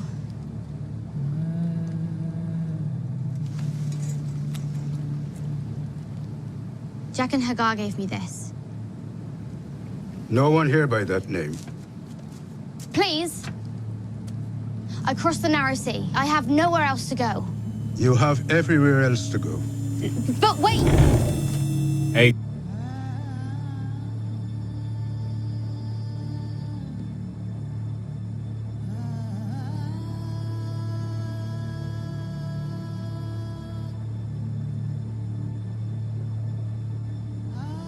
We literally have everywhere else to go.